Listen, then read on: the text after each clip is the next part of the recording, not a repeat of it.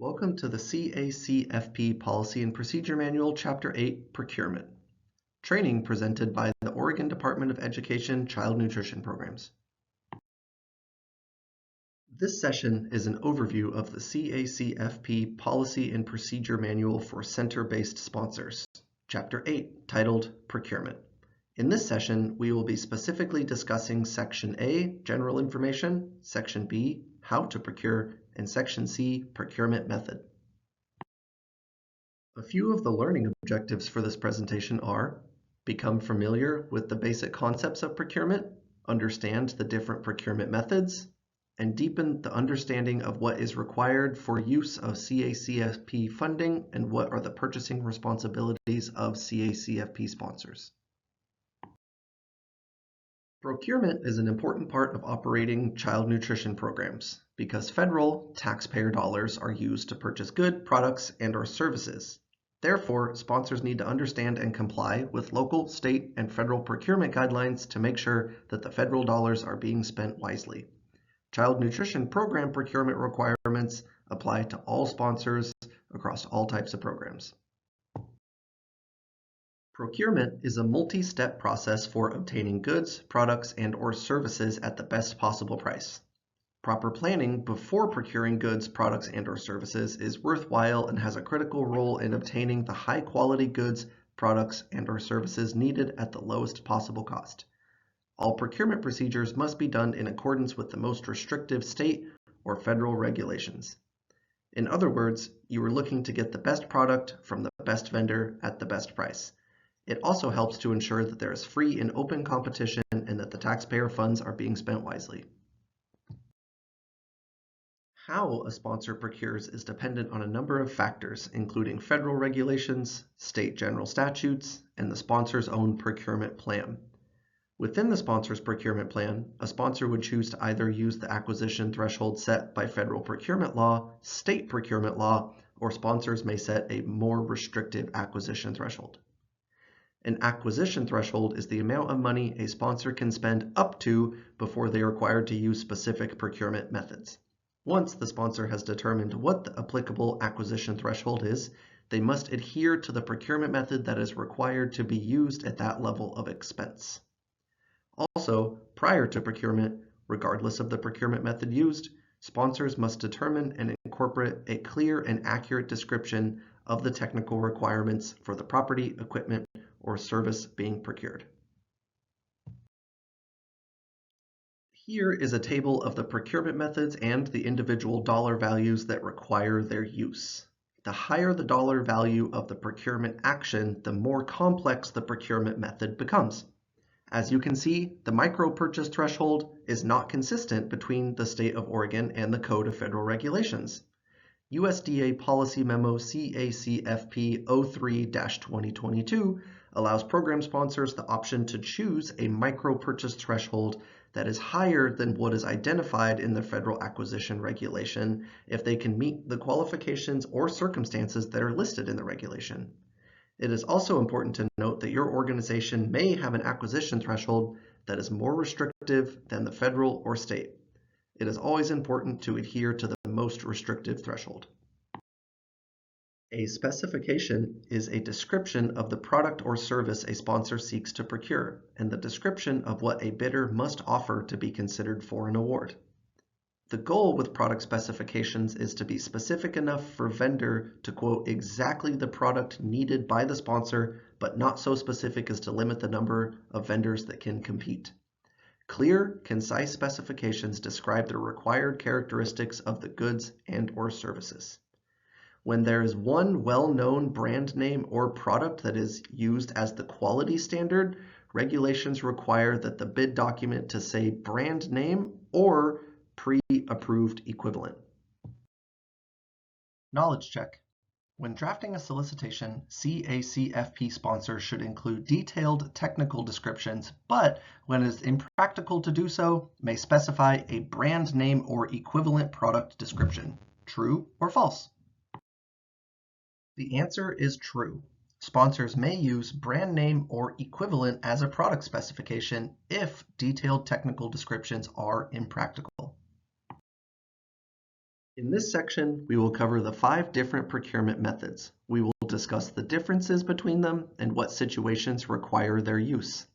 The 5 methods can be categorized between informal, formal, and non-competitive, as seen here. Micro-purchase method enables sponsors to purchase supplies or services without soliciting competitive quotes, if the sponsor considers the price reasonable. When using the micro-purchase option, sponsors should distribute the micro-purchases equitably among qualified suppliers and document all purchases.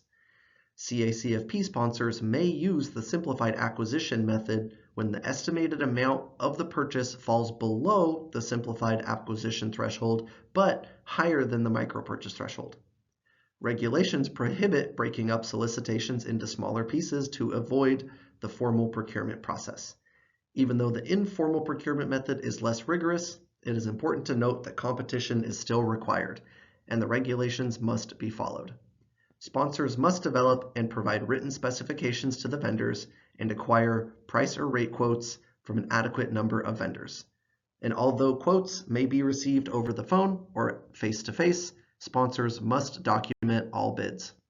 The award is made to the most responsive and responsible bidder at the lowest price.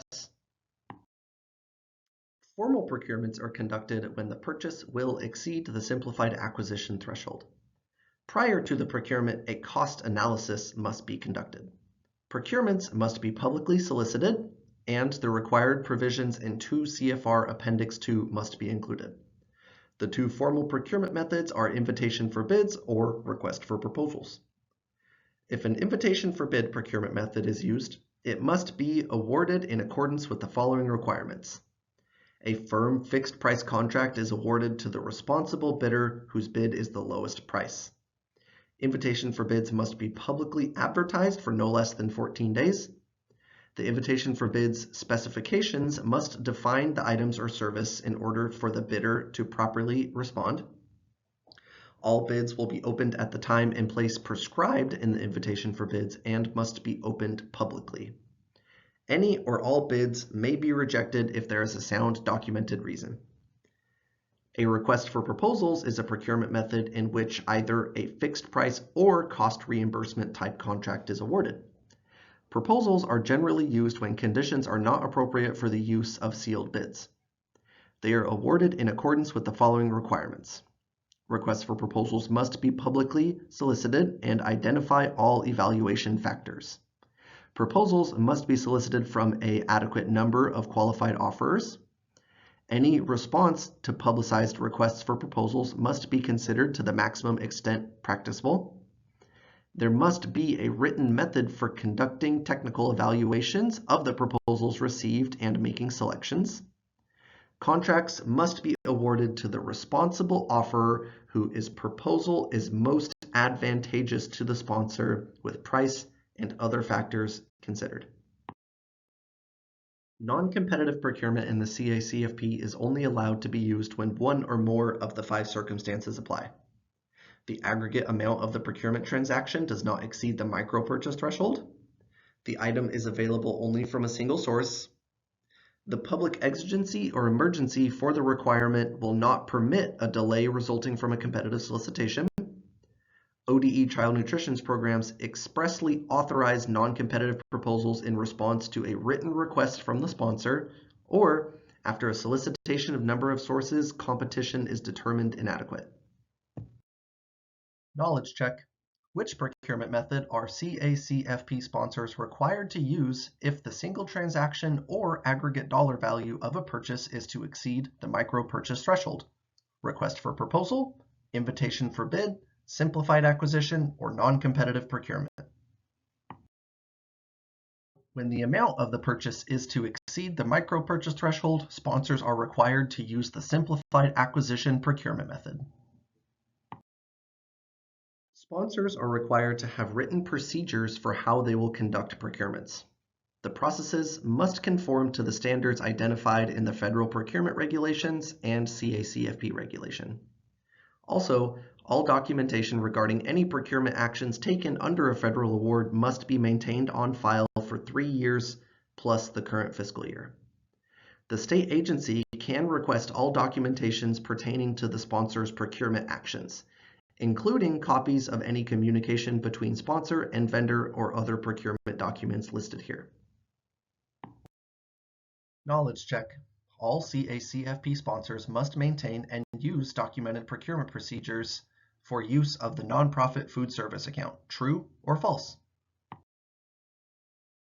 The correct answer is true. All CACFP sponsors must maintain and use documented procurement procedures for use of the nonprofit food service account. The most important principle of a sound procurement is competition. The CACFP sponsor must require all procurement transactions to be conducted in a manner providing for full and open competition. Some of the situations considered to be restrictive of competition are listed here. Each of these situations are to be avoided to allow for as many responsible vendors as possible to compete for the award. CACFP sponsors must take all necessary affirmative steps to ensure that small businesses, minority businesses, women's business enterprises, veteran-owned businesses, and labor surplus area firms are used when possible. Affirmative steps must include placing qualified firms on solicitation lists, assuring that eligible firms are solicited whenever they are potential sources, dividing total requirements when economically feasible into smaller tasks or quantities to permit maximum participation by eligible firms, or establishing delivery schedules where the requirement permits, which encourages participation by eligible firms. Biz Oregon has a registry of qualifying businesses called the Certification Office for Business Inclusion and Diversity. While sponsors must ensure free and open competition, preference can be granted to unprocessed, locally grown, or locally raised agricultural products. The geographic area that is considered to be local is up to the sponsor. The sponsor may specifically identify the geographic area within which unprocessed, locally raised, and locally grown agricultural products will originate in order to receive preference. Applying a geographic preference to food purchases is optional and something to consider when drafting solicitation documents for food items. Sponsors are required to develop and implement written standards of conduct designed to govern the performance of employees engaged in procurement. These standards of conduct must prohibit employees from soliciting gifts, travel package, and any other incentives from prospective contractors. In addition, the standards of conduct must prohibit an employee from participating in the selection, award, and administration of any contract to which an entity or certain persons connected to them have a financial interest. The standards of conduct must also provide for sponsors to set standards when financial interest is not substantial or the gift is an unsolicited item of nominal value and may be acceptable. Finally, the standards of conduct must provide for disciplinary actions to be applied in the event that the standards are violated. Let us review a few topics that we covered in this training. CACFP sponsors must follow applicable procurement regulations when using federal funds.